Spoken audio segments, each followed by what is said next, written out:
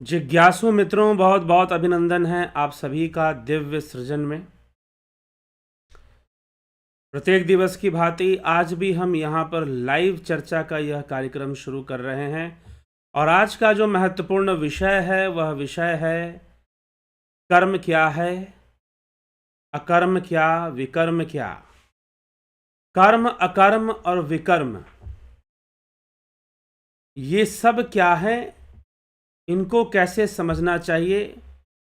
कर्मों की गति बहुत ही गहन है, कर्मों की गति बहुत ही गहन है। तो इस विषय पर आज हम चर्चा करेंगे। तो कर्म, अकर्म और विकर्म। तो पहले अपने विषय पर यह चर्चा कर ले, फिर समसामयिक विषय कुछ लिया जाएगा और साथ ही साथ आपके कमेंट्स को भी फिर लिया जाएगा। तो कर्म का अर्थ है जिसका फल मिलेगा वह कर्म है, और अकर्म क्या है, फिर विकर्म क्या है। इन विषयों को कर्म सिद्धांत में समझना आवश्यक है।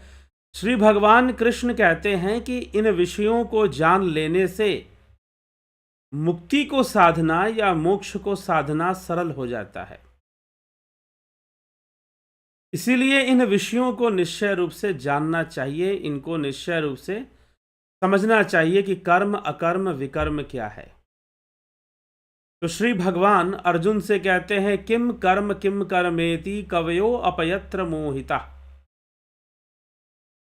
तते कर्म प्रवक्ष्यामि यज्ञात्वा मोक्ष्यसे अशुभात्। कि कर्म क्या है, अकर्म क्या है, इस प्रकार इस विषय में विद्वान भी मोहित हो जाते हैं। अतः वह कर्म तत्व तुझे भली भांति मैं कहूंगा, जिसको जानकर तू अशुभ से मोक्ष से शुभात। कि जो अशुभ है, अब यहां पर अशुभ, मोक्ष यशे अशुभात, जो अशुभ है तुझे उस अशुभ से मुक्ति प्राप्त होगी। अशुभ क्या है? जरा मरण ही अशुभ है। बार बार जन्म लेना, मृत्यु को प्राप्त होना, इस संसार में आना, यह जो है यह अशुभ है। किसी के लिए भी यह अशुभ विषय है। बार बार जन्म लेना और बार बार मृत्यु को प्राप्त करना, यही अशुभ विषय है। यह संसार ही अशुभ विषय है। तू अशुभ से मुक्ति को प्राप्त कर लेगा। कैसे मुक्ति को प्राप्त कर लेगा? जब मैं तुझे कर्म का रहस्य कहूंगा कि कर्म क्या है, अकर्म क्या है। इस प्रकार इस विषय में विद्वान भी मोहित हो जाते हैं। जो बड़े बड़े विद्वान हैं, अध्ययनशील हैं, वह भी मोहित हो जाते हैं। अतः वह कर्म तत्व तुझे भली भांति कहूंगा, जिसको जानकर तू अशुभ बंधन से, अशुभ संसार बंधन से मुक्त हो जाएगा। अगले श्लोक में भगवान श्री कृष्ण अर्जुन को अगली बात कहते हुए क्या कहते हैं, हम उस श्लोक को देखें। कर्मणो है अपि बोधव्यम बोधव्यम च विकर्मणः अकर्मणश्च बोधव्यम गहना कर्मणो गति। गहना कर्मणो गति, कर्मों की गति बहुत गहन है। कर्मणो है अपि बोधव्यम बोधव्यम च विकर्मणः, कर्मों को भी जानना चाहिए और अकर्म को भी तत्व से जानना चाहिए, तथा विकर्म का भी तत्व जानना चाहिए, क्योंकि कर्मों की गति गहन होती है। अर्थात समझने में कर्मों की गति बहुत ही कठिन है। इसीलिए कर्म को भी जानो, अकर्म को भी जानो और विकर्म को भी जानो। कर्म, अकर्म और विकर्म, इन तीनों विषयों को निश्चित रूप से जान लेना चाहिए। इन तीनों विषयों को निश्चित रूप से जान लेना चाहिए कि कर्म क्या है, अकर्म क्या है और विकर्म क्या है। और इसको जानने से, क्योंकि जो कर्मों की गति है, अकर्मणश्चा बोधव्यम गहना कर्मणो गति, कर्मों की जो गति है वो बहुत ही गहन है। कर्मों की गति जो है वह बहुत ही गहन है। कर्मों की गति को समझाते हुए ही सूरदास जी अपने पदों में लिखते हैं, उद्धव कर्मण की गति न्यारी।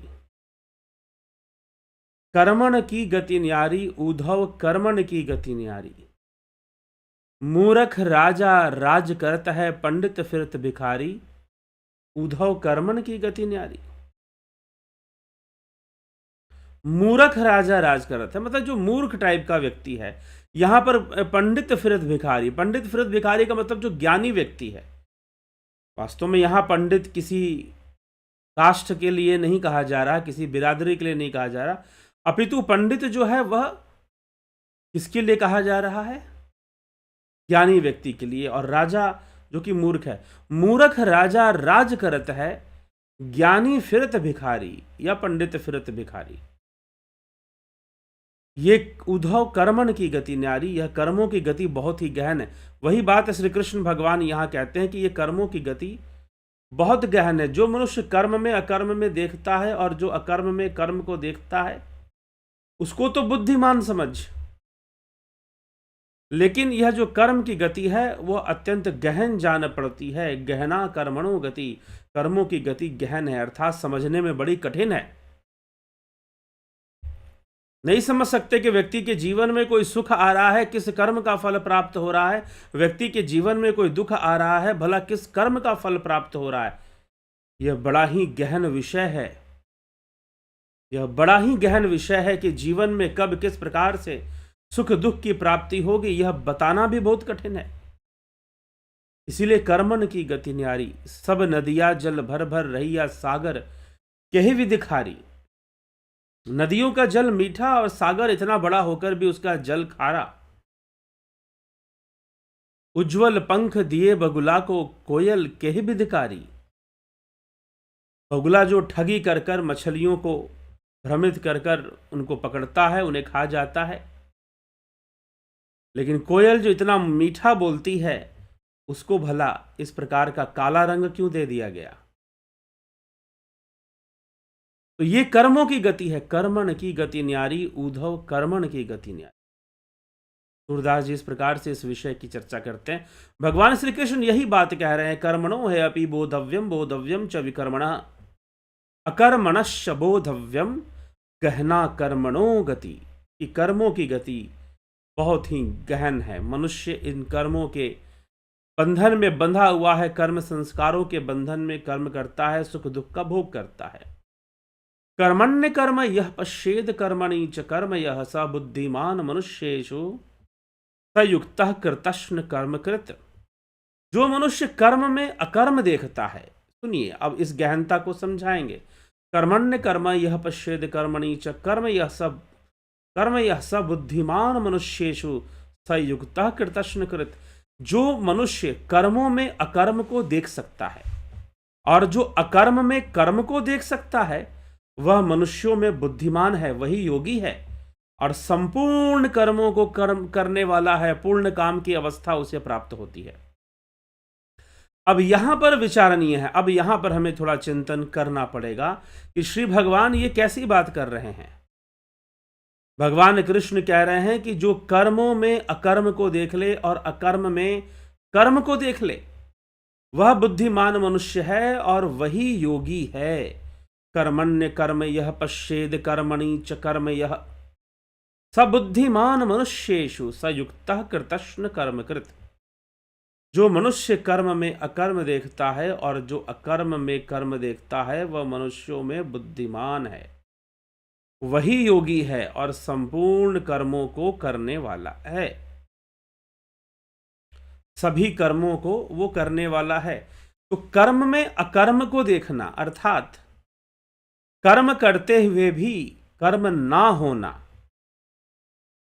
और फिर अकर्म में कर्म को देखना। जैसे अर्जुन बोल रहा है कि मैं कर्म नहीं करूंगा, तो भगवान कृष्ण कहते हैं कि तेरा उद्देश्य इसमें कोई सफल नहीं होने वाला, क्योंकि कर्म तो होगा। प्रकृति के वशीभूत सभी जीव कर्म तो करते ही हैं और कर्म बंधन में तो बंधते ही हैं। तो तू अगर ये कहता है कि मैं कर्म नहीं करूंगा तो भी तू कर्म बंधन में तो बंधेगा। क्योंकि प्रकृति के वशीभूत एक क्षण के लिए भी कोई कर्म से मुक्त नहीं हो सकता। एक क्षण के लिए भी यह संभव नहीं है कि कोई कर्म से मुक्त हो जाए, प्रकृति से मुक्त हो जाए। तो कर्म का बंधन तो बनेगा। इसलिए हे अर्जुन, ऐसा मत बोल कि तू कर्म नहीं करे। कर्म तो तू करेगा ही, कर्म तो तू करेगा ही, कर्म तो तेरे द्वारा होना ही है। बंधन तो तुझे पड़ेगा ही पड़ेगा। नहीं बंधन पड़ने का कोई प्रश्न ही नहीं उठता। तो बंधन तो होना ही होना है, फिर कर्म तो करना ही करना है। इससे बेहतर है कि तन में मनः शिव संकल्प मस्तु, मन में शिव संकल्पों को धारण करो, मन में शुभ संकल्पों को धारण करो और कर्म करो। यही सबसे अच्छा है। न करने की मत सोचो। अब जो है कर्म में अकर्म को देखना, जो योगी हैं, अभी हमने समझा अकर्म में कर्म को देखना। अर्जुन बोल रहा है मैं कर्म नहीं करूंगा, लेकिन कर्म का बंधन तो उसे पड़ेगा।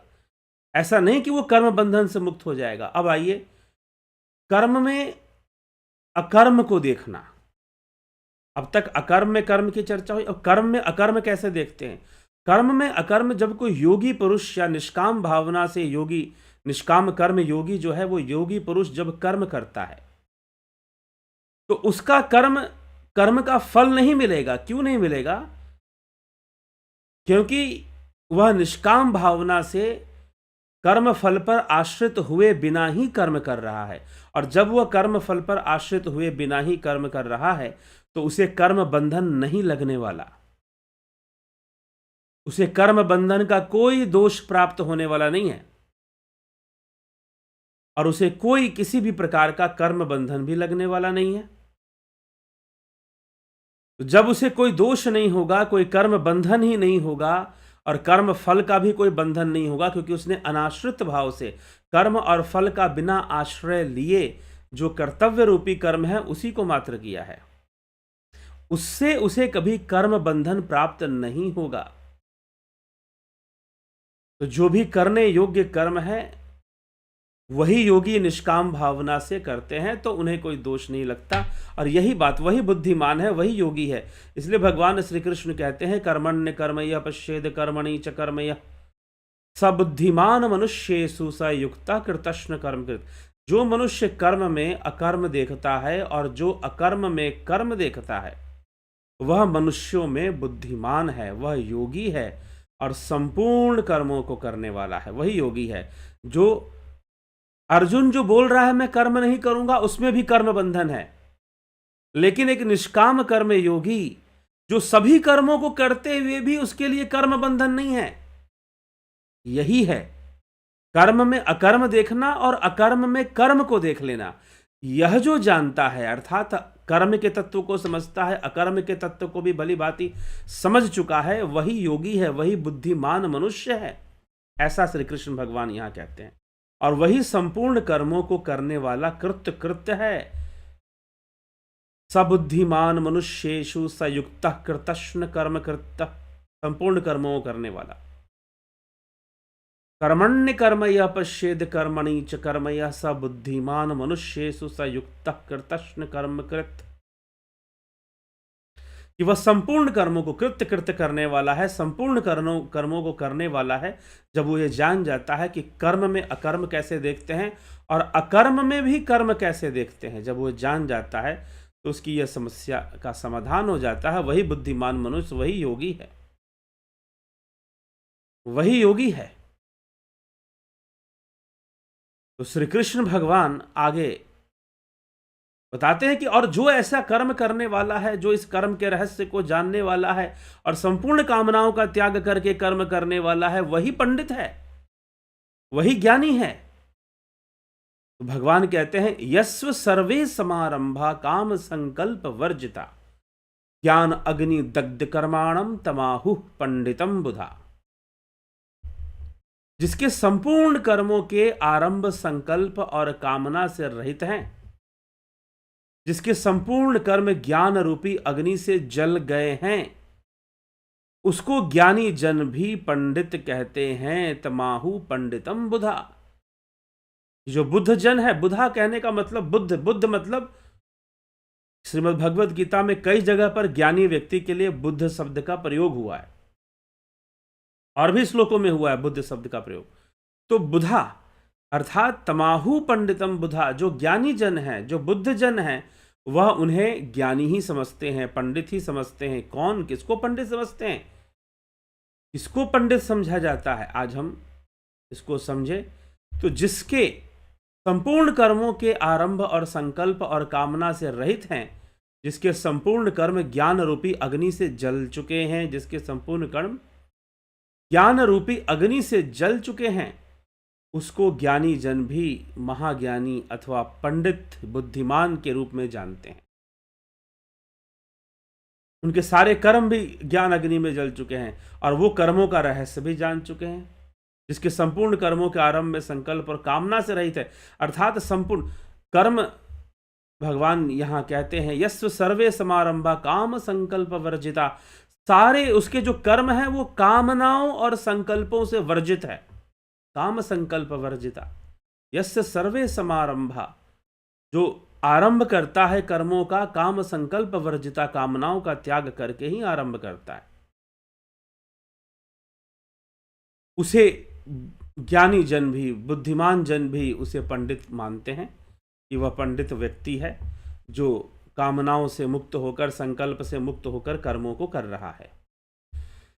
त्यक्त्वा कर्म फलासंगम नित्य तृप्तो निराश्रय कर्मण्य भी प्रवृत्तो अपि नैव किंचित करोति सः।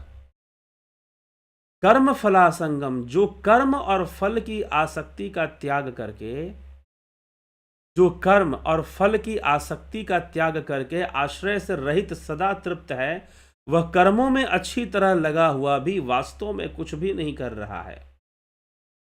वह कर्मों में भली भांति लिप्त है, लगा हुआ दिखाई तो दे रहा है, लेकिन सत्य है कि वो कुछ भी नहीं कर रहा। उसे कोई कर्म बंधन नहीं बना रहे। क्यों बंधन नहीं बना रहे?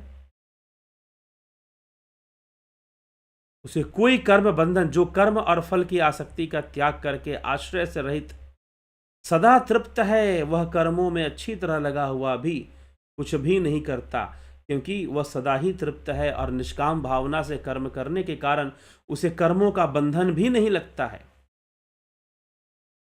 उसे कर्मों का किसी प्रकार का बंधन भी नहीं लगता है। तो ऐसी स्थिति है उसकी कि कर्मों का बंधन उस ज्ञानी व्यक्ति को नहीं लगेगा, जो कर्मों की गति को समझ गया है, कर्म क्या है, अकर्म क्या है, इनका रहस्य समझ गया है। तो जो ऐसा समझ गया है वही पंडित जन है, जो वही ज्ञानी जन है। तो उनको जो है कर्मों की अच्छी तरह, कर्मों को करते हुए भी उन्हें कर्म बंधन नहीं बांधेगा। कर्म बंधन में वो पड़ेंगे नहीं कभी। कर्मों में अच्छी तरह लगा हुआ भी वो कभी भी कर्म बंधन में नहीं बंधेंगे। इतना ध्यान रखिए, वो कभी भी कर्म बंधन में नहीं बंधेंगे, इसलिए वो निष्काम कर्म योगी हैं। इसलिए हे अर्जुन, भगवान श्री कृष्ण आगे इस विषय को समझाते हुए कहते हैं 21वें श्लोक 4थे अध्याय में, निराश्रियत चितात्मा त्यक्त सर्व परिग्रह शरीरम केवलम कर्म कुर्वन्नापनोति किल्बिषम। जिसका शरीर और अंतःकरण अच्छी तरह से वश में किया हुआ है, जिसने सब प्रकार के संग्रह का परित्याग कर दिया है, इच्छा रहित है, केवल शरीर संबंधी कर्म करता हुआ भी पाप को प्राप्त नहीं होता। जिसने अंतःकरण को जीत लिया है, वश में कर लिया है, और जिसने सब प्रकार का संग्रह त्याग दिया है, वास्तव में उसकी नीयत वैसी नहीं है अब संग्रह करने वाली, इच्छा रहित है, लेकिन फिर भी शरीर संबंधी कर्मों को अगर वो कर रहा है तो कभी उन कर्मों को करने से उसे पाप नहीं लगता। कभी कर्मों को करने से उसे किसी भी प्रकार का पाप नहीं लगता है। क्यों नहीं लगता? क्योंकि उसका अंतःकरण वश में है और वह निष्काम भावना से कर्म को कर रहा है।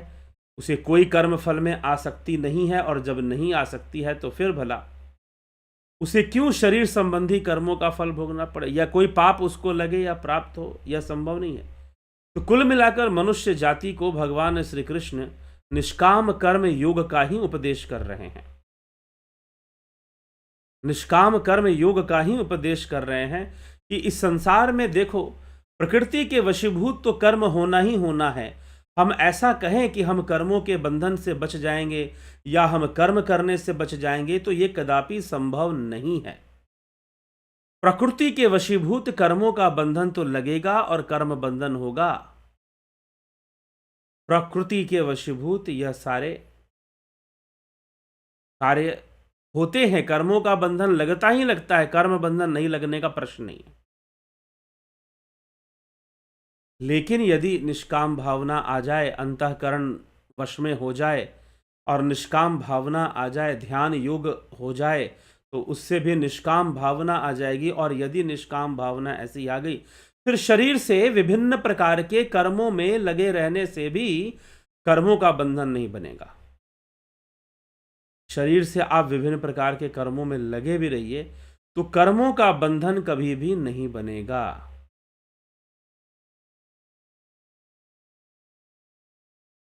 तो यह विषय हमें भली भांति समझ लेना चाहिए कि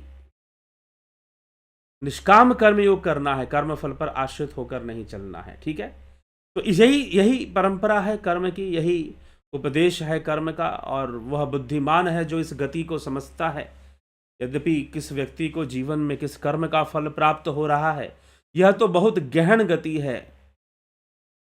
गहना कर्मणो गति, भगवान श्री कृष्ण यही इस विषय में कहते हैं कि कर्मों की गति बड़ी गहन है। इसका कोई उत्तर सही सही हमें नहीं मिलता।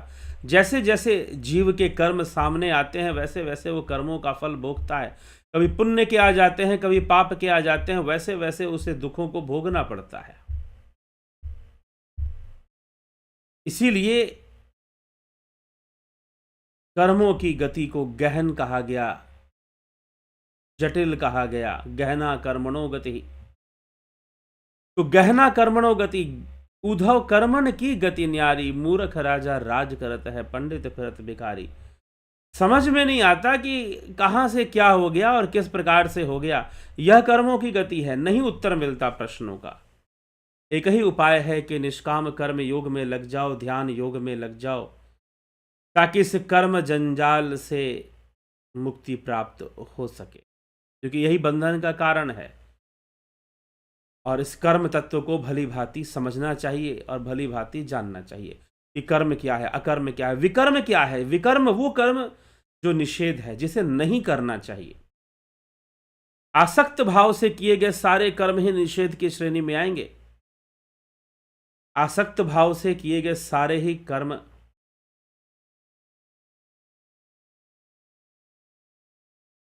कर्म जो है बंधन बनते हैं जब आसक्त भाव से कर्म किया जाए, और अनासक्त भाव से किया जाए तो बंधन नहीं बनते हैं। बंधन नहीं बनते हैं, इसलिए कर्मों से घबराने की जरूरत नहीं है। इनका कर्म जो है, हमें निष्काम भावना से जो कर्म करना है वो करना ही है, लेकिन कर्मों से घबराना नहीं है। तो कर्म अकर्म तो हमने देख लिया। विकर्म उन्हें कहा गया जो कर्म नहीं करने चाहिए।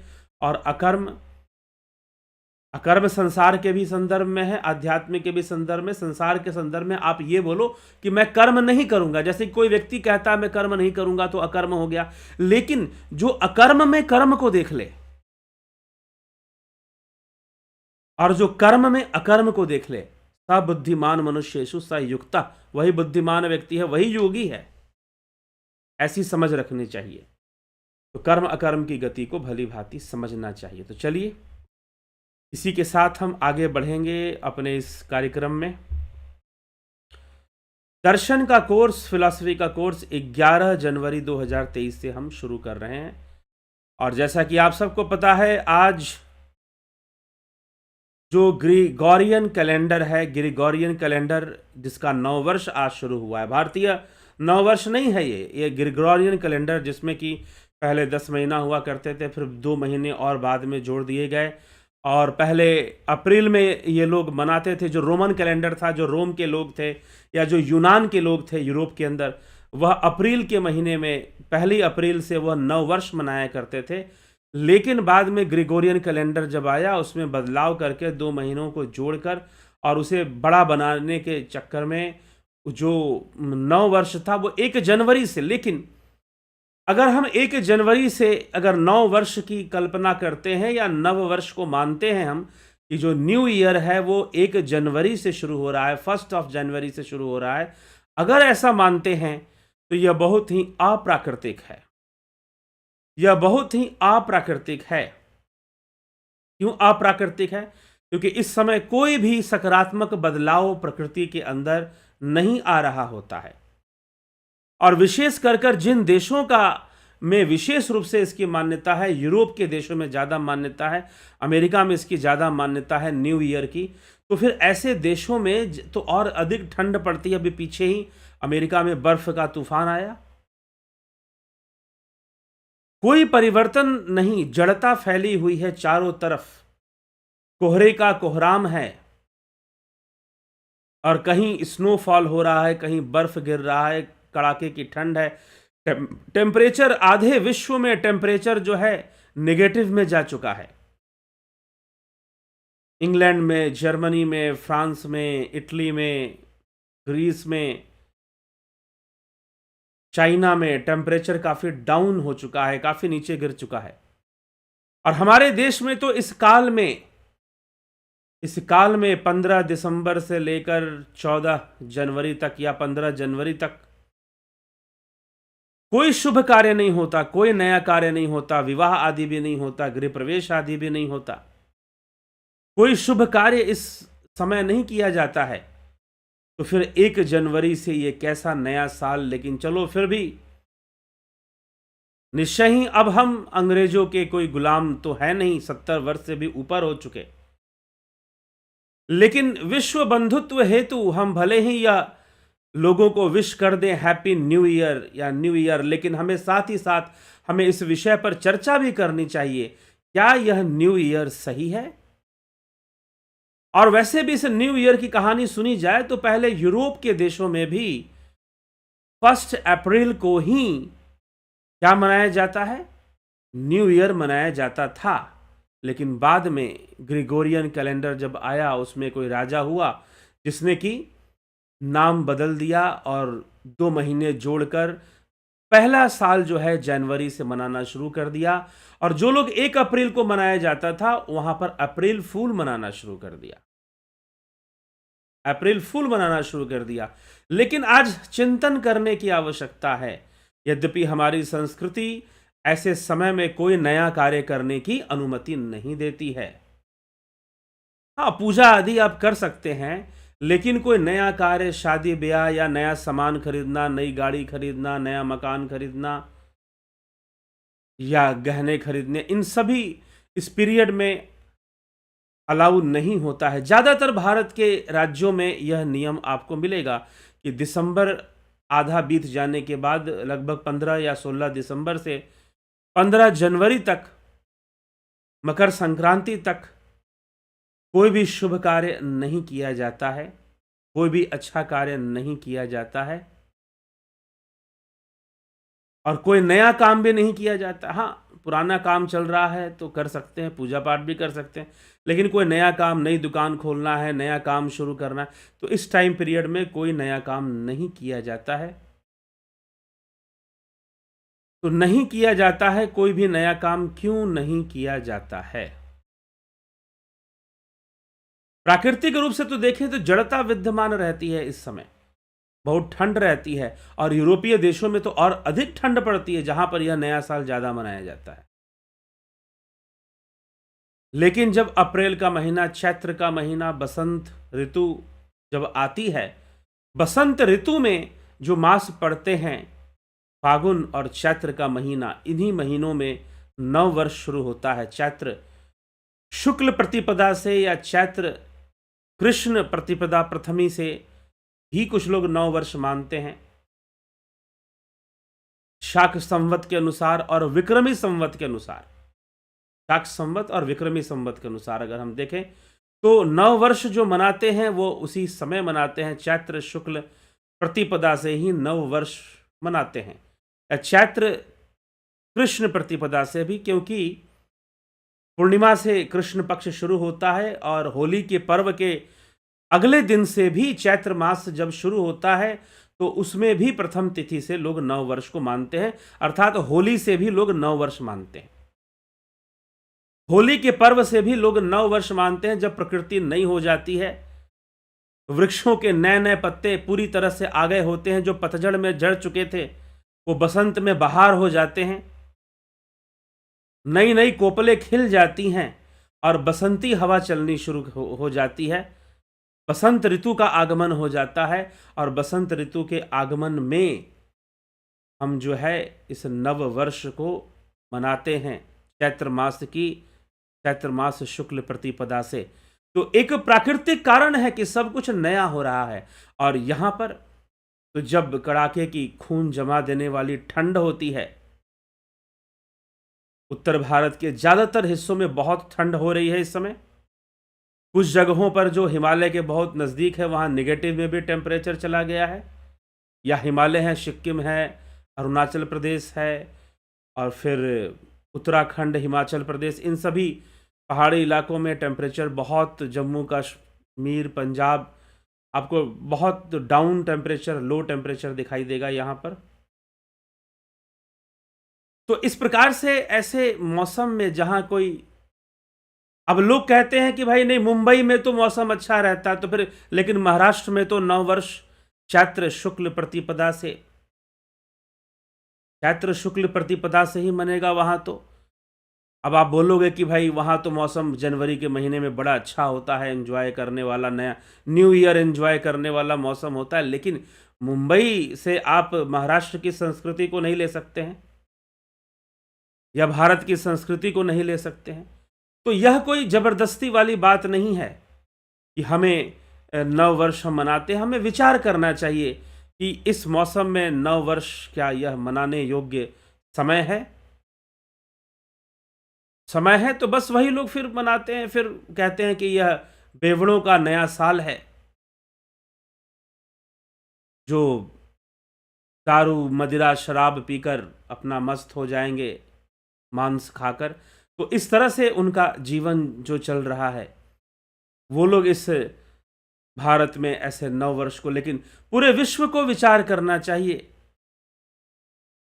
विश्व के बड़े बड़े देशों को विचार करना चाहिए। अगर रोम भी अपनी संस्कृति को देखेगा, अगर यूनान, ग्रीस और इटली में जो पहले संस्कृति पलती थी, फूलती थी, अगर उसको देखा जाए तो उसमें भी यह 1 जनवरी से नववर्ष मनाने का कोई विधान नहीं था, कोई नियम नहीं था। यूनान का इतिहास, हम जिन लोगों ने दर्शन का कोर्स ज्वाइन किया है, उन्होंने वेस्टर्न फिलॉसफी में ग्रीस फिलॉसफी के बारे में पढ़ाया जाता है, बताया जाता है, और रोमन फिलॉसफी के बारे में, Greco Roman philosophy, Hellenistic religion के बारे में हमने वहाँ पर वीडियोस दिए हैं, लोगों को व्याख्यान दिए हैं। वहाँ पर साफ साफ बताया गया कि किस तरह की पूजा, किस तरह की संस्कृति वहाँ होती थी, किस तरह का विश्वास और धर्म और रिलीजियस फिलॉसफी कैसी होती थी, वो सारी चीज़ें वहाँ पर बताई गई हैं। तो जानिए कि विश्व में धर्म का विकास कैसे होता है। तो कोर्स जो फिलॉसफी का चल रहा है उसे फिर से 11 जनवरी से शुरू कर रहे हैं। अक्टूबर में 29 अक्टूबर से शुरू हुआ था, उसके बाद नहीं शुरू हुआ। अब हम 11 जनवरी से शुरू कर रहे हैं। संभवतः हर महीने अब 11 जनवरी से शुरू हुआ करेगा। अगर हम उनकी संस्कृति को देखते हैं, 25 तारीख को लोग क्रिसमस मनाते हैं। कुछ लोग कहते हैं कि उस दिन birthday of Jesus Christ. No, that was not the birthday of Jesus Christ. यूनान में, यूरोप में, रोम में बहुत पहले एक पर्व मनाया जाता था, सैटर्नालिया।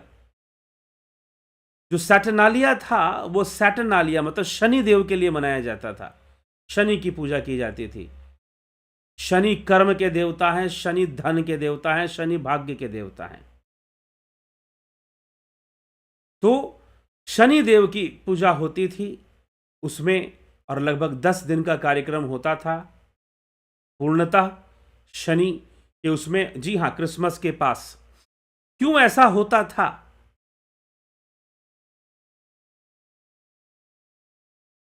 क्यों ऐसा होता था? शनि से इसका संबंध है। मकर संक्रांति आप मनाते हो, उसमें भी शनि से संबंध है, क्योंकि सूर्य देव जो है मकर राशि में प्रवेश कर जाते हैं, तो मकर संक्रांति होती है। धनु राशि से निकलकर मकर राशि में प्रवेश करेंगे। ठीक इसी प्रकार से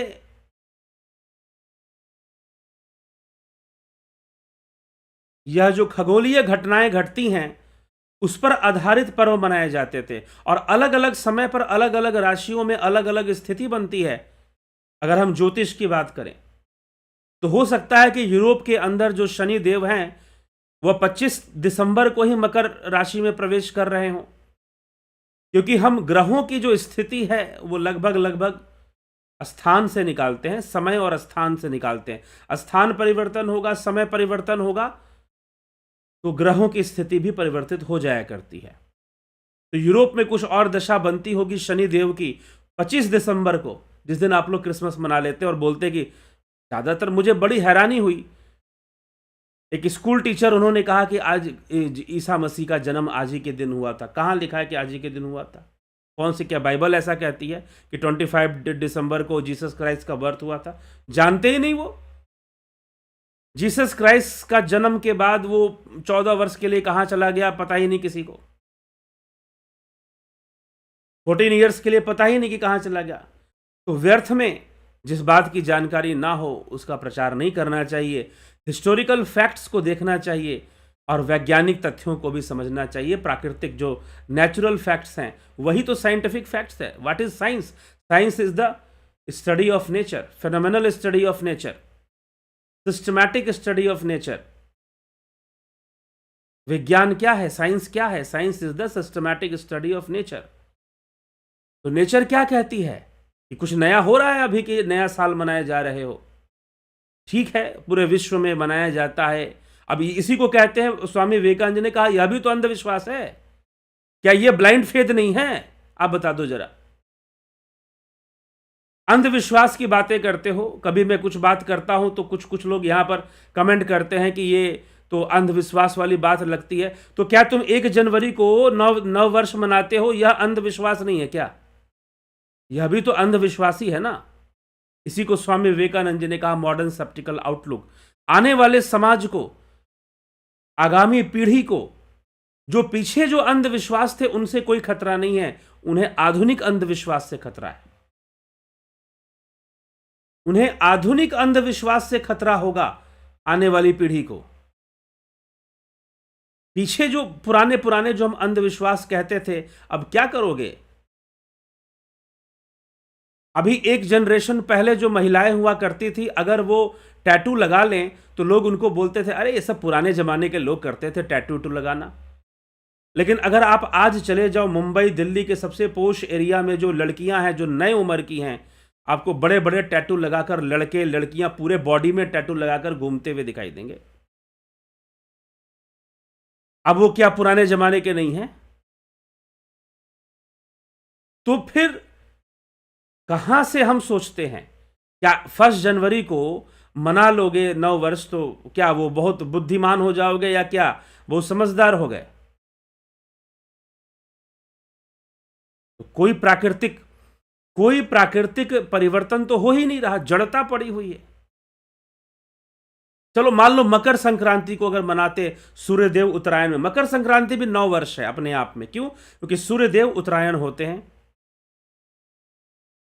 तो सूर्यदेव के संदर्भ में, उत्तरायण के संदर्भ में हम मकर संक्रांति का पर्व मनाते हैं और हम एक तरह का वह भी नववर्ष है। लेकिन पूर्ण रूपेण जो नववर्ष जो आता है, जब बसंत ऋतु, जब ठंड का मौसम, ऋतु परिवर्तित हो जाता है, बसंत ऋतु आ जाती है, चैत्र मास आ जाता है, होली का जो उत्सव है वास्तव में वह भी नववर्ष का उत्सव है, रामनवमी का उत्सव। नवरात्रे शुरू हो जाते हैं, चैत्र नवरात्रि शुरू हो जाते हैं, तो वह 9 वर्ष का उत्सव है। तो हमें यह विचार करना चाहिए उस समय 9, और ऐसा नहीं कि भारत में उस समय 9 वर्ष होता था, पूरे विश्व में ही 9 वर्ष अप्रैल के महीने में ही मनाया जाता था। पूरे विश्व में 9 वर्ष जो है अप्रैल के महीने में ही मनाया जाता था। तो हमें फिर से विचार करना चाहिए और यह जो मॉडर्न ब्लाइंड फेथ है उसको बढ़ावा नहीं देना चाहिए। बहुत सारे आधुनिक अंधविश्वास फैले हुए हैं लोगों के, उससे हमें बचना चाहिए। ठीक है, तो चलिए ये थोड़ा सा इसको भी हमें चर्चा में लेना जरूरी है। तो आप फिलॉसफी का कोर्स ज्वाइन कर सकते हैं, साथ ही साथ यह ध्यान, फिलॉसफी का कोर्स 11 जनवरी से ध्यान योग का जो कोर्स है वह 20 जनवरी से शुरू हो रहा है। 1 महीने का ध्यान योग का कोर्स आपको करना है। इसकी भी ज्वाइनिंग शुरू हो गई है, आप ज्वाइन कर सकते हैं। और साथ ही नेचुरोपैथी प्राकृतिक चिकित्सा का एक कोर्स है, 1 महीने का कोर्स है। यह भी कोर्स आपको 20 जनवरी से शुरू होगा।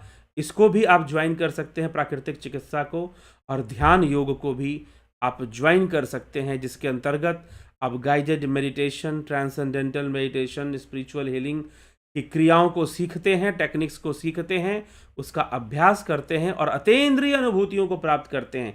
जो ट्रांसेंडेंटल एक्सपीरियंसेस है आप उनको प्राप्त करते हैं, आप उनको प्राप्त करते हैं। तो यह हमें समझने की हमें आवश्यकता है। तो हम ध्यान योग का कोर्स ज्वाइन करें और स्वयं को जानें। ध्यान योग के कोर्स से कर्म अकर्म की गति भी समझ में आएगी, स्वयं का ज्ञान होगा, अपना ज्ञान होगा। अपने आप को हम जान पाएंगे कि हमारी जो पर्सनालिटी है वो कैसे है, स्थूल शरीर, सूक्ष्म शरीर, कारण शरीर। गहराई में उतरकर हम अपने मन, अपने विचारों, अपने जो इमोशनल रिएक्शंस हैं, फीलिंग्स हैं, उन सब के वेव्स पर कंट्रोल आता है। योगस चित्त वृत्ति निरोध।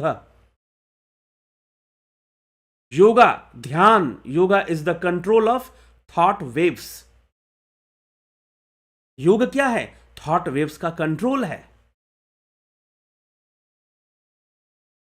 थॉट वेव्स का कंट्रोल, वो वेव्स को हम कंट्रोल कर सके, अपने भीतर जो तरंगे उठती हैं जान सके, उनको समझ सके। तो हमें ऐसा जब हम सोचकर, जब हम ध्यान योग करेंगे तो ये होगा, ये आप अच्छे से समझोगे।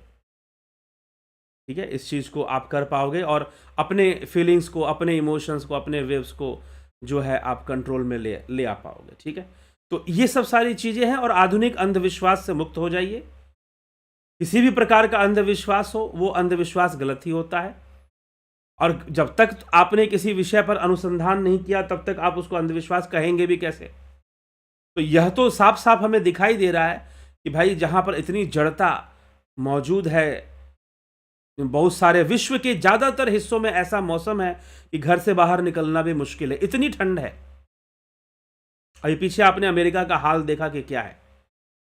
आप किसी जगह की बात मत कीजिए, अफ्रीकन कंट्रीज को छोड़िए, दक्षिणी भारत के दक्षिणी क्षेत्र को छोड़िए, जो सदर्न रीजन ऑफ इंडिया है, भारत है, उसको आप छोड़ दीजिए। तो फिर जो है आपको आप देखेंगे कि पूरा जो विश्व है वो ठंड से एकदम जम रहा है। इतनी ठंड है पूरे यूरोपियन कंट्रीज में, रशिया में, और सब जगह बहुत ज़्यादा ठंड है। और ऐसे में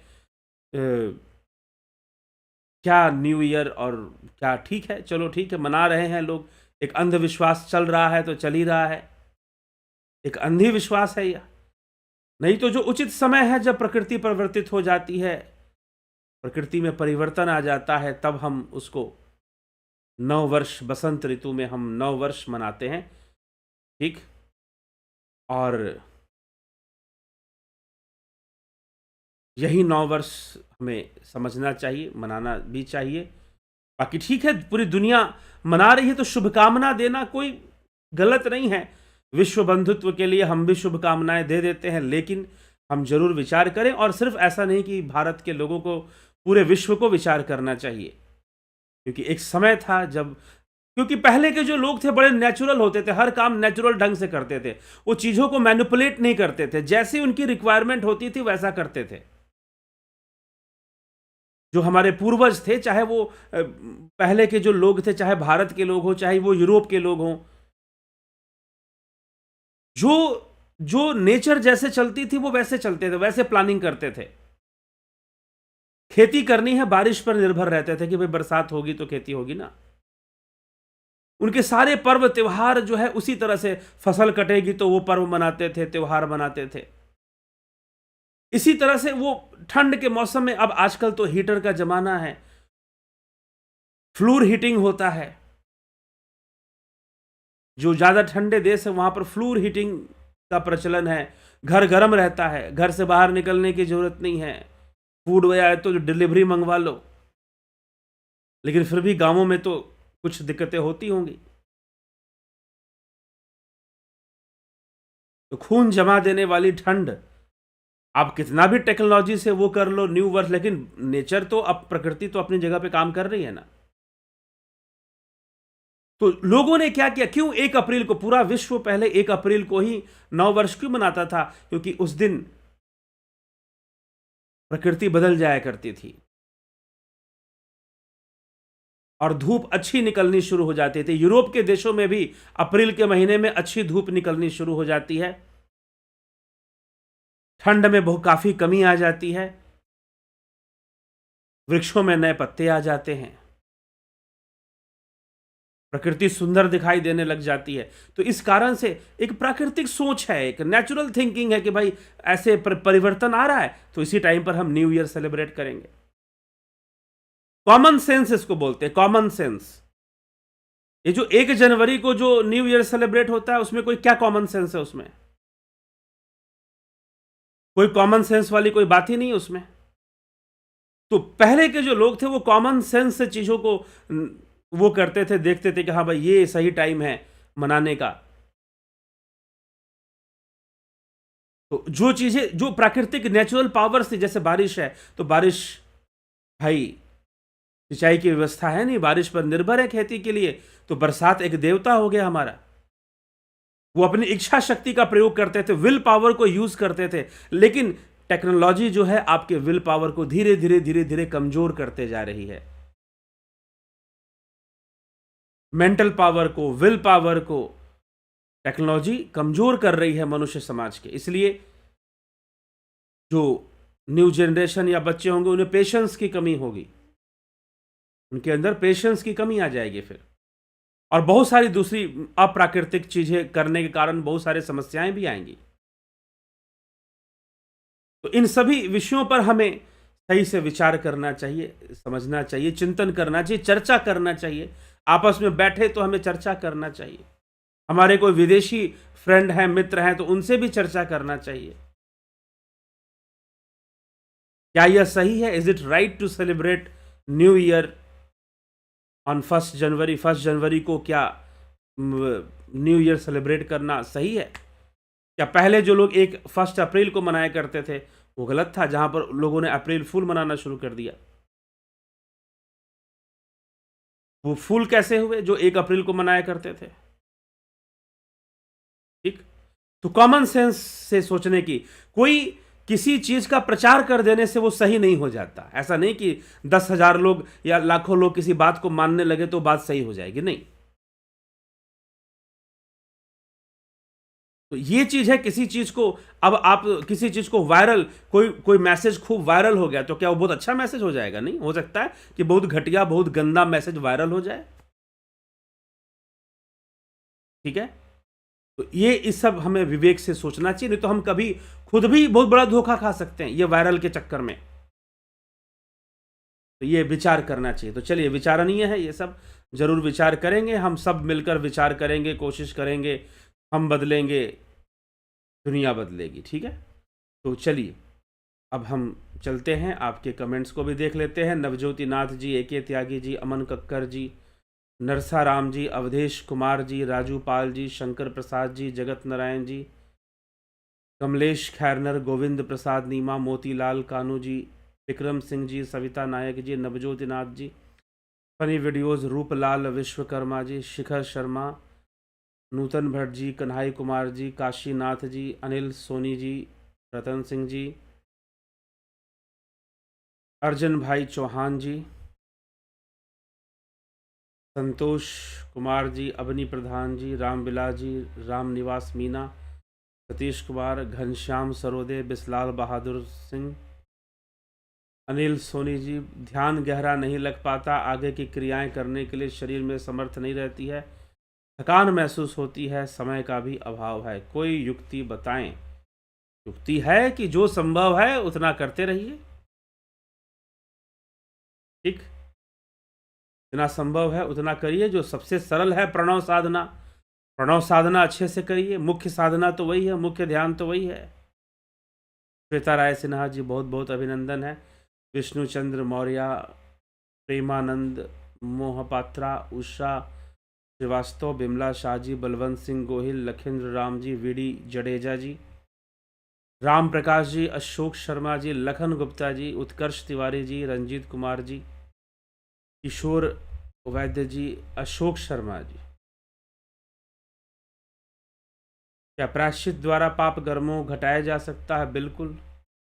दीपक गोयल जी, बहुत बहुत अभिनंदन है। कविता धीमान जी, शुभकामनाएं। चमर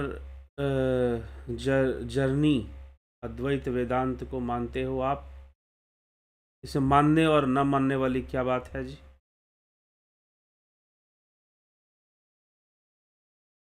करण पासी जी, ओम शांति। पीजे के रामविलास जी, सर जी ठंड के कारण कमरा ऑन कर ध्यान योग करना पड़ रहा है। कमरा ऑफ कर या ऑन कर?